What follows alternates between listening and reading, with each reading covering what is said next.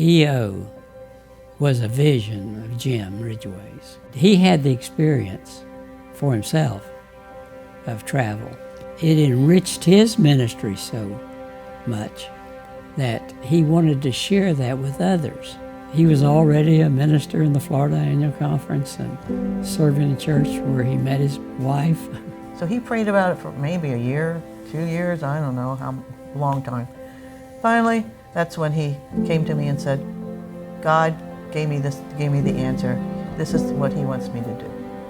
And, take people to Israel and make them study the Bible. And then maybe they will come home and study the Bible. It took a while. It didn't just happen like that. God gave us the way. And out of that, I think it was spirit-driven. It just kept growing. We still provide you the lowest possible cost. It's an unbelievable $799 from New York. Your luggage will be lined up right along beside the bus. If you can just give it a little push, about 5 inches. As you can see, Jim is a very hands-on kind of guy. Passengers don't even have to worry about their luggage because we have a very special porter to take their bags directly to the bus. They totally involved their family and other resources to offer this to coming generations.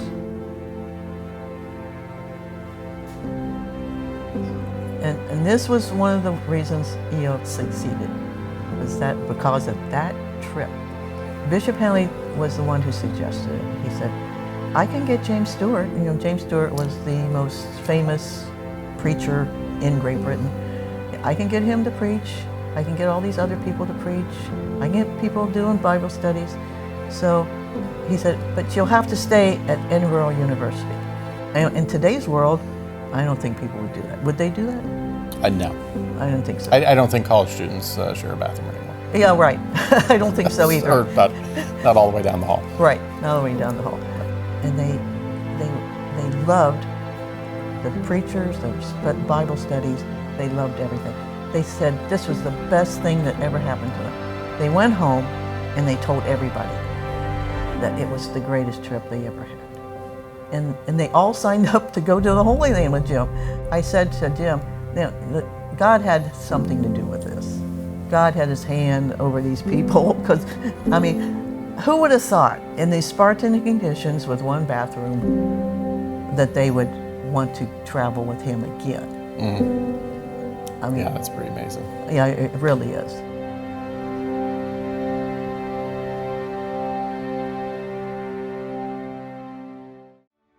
Got involved in Stuart, Florida when I was pastor there. While I was in Stuart, I took a group to the Holy Land. It increased participation in the church. It increased people's desire for Bible study. And it also helped me to proclaim the gospel because I had been there. I had walked where Jesus walked, as we say. I've been traveling since July 7th, 1988.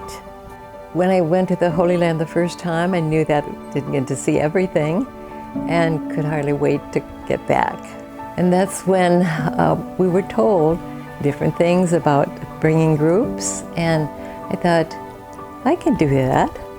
I wanted people to go because the stories of Jesus come alive when you're in the Holy Land. It means so much more than to just read about it or hear about it from someone else. When you see the area where this actually happened, it makes it so much more alive.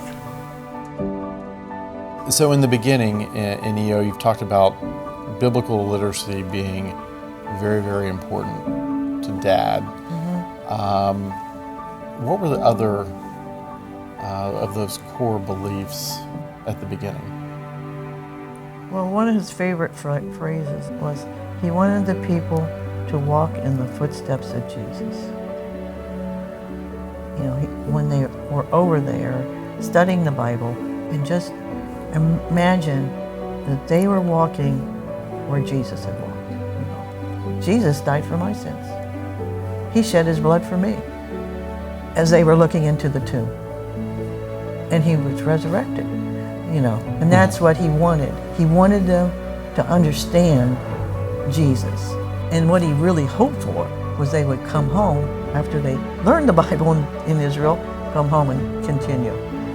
We would encourage other people to go, particularly with EO, because of the education that you get.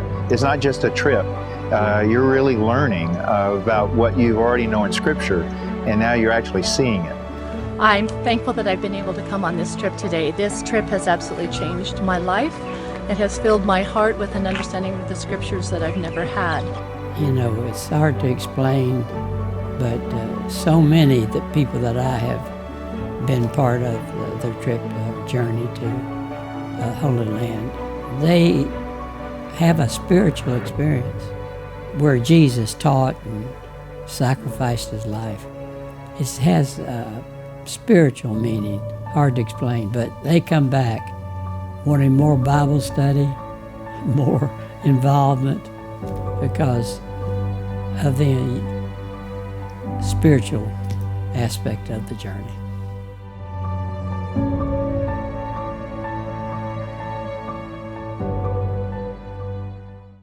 When you think about EO and the legacy 50 years ago and then 50 years forward,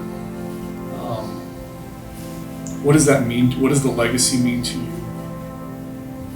It would just make Jim so happy. He would work at least 14 to 16 hours a day, when this first started. And he would say, I want to leave something for James and Deborah. He would always say that. I said, don't work so hard, and because I was worried about him. And then when he had his stroke and James took over, I was so happy that I was really happy that James took over, because he had been helping Jim, since he was a little kid. So it was so nice that James could do it. James could take care of everything. He really brought the company from the dark ages, in my opinion, to the modern world. I think when we talk about legacy, you see a lot of the younger generations going into the ministry because they've gone along on some EO trips. Right. I think of Bishop Swanson's, one of his sons went into the ministry after a trip to the Holy Land. So, a lot of second generation, I think even third generation now. Obviously, EO's been through a lot of ups and downs. Wars, rumors of wars. Right. Did you ever think we'd see something like COVID? No. Remember what I told you before it even got started. This is the worst thing that's ever going to happen to EO. This is going to be the worst thing, because I knew with the lockdowns, well, how was people going to travel with lockdowns? Really. And then you couldn't even go to Israel to study, to walk in the footsteps of Jesus. Okay, Satan doesn't want you to walk in the footsteps of Jesus. Doesn't want you to read the Bible.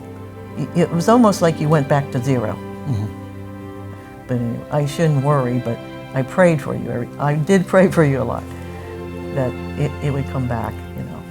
But it's just human to worry. Yeah. I think it's just human. Yeah, it's a motherly thing to do. Yeah, too. I think so. Yeah. But anyway, and it just shows that God's hand is in it. I think, when you're the second generation, you have big shoes to fill, particularly in this case, and not just your father's shoes, but there were a lot of people, involved at the beginning. Looking back on things, a lot of people that gave inspiration or helped arrange the educational program. You want to honor that legacy and try to keep true to what the inspiration and those values were. You also get to put your own fingerprints on the legacy, but always look back and say, okay, what was the true intent here?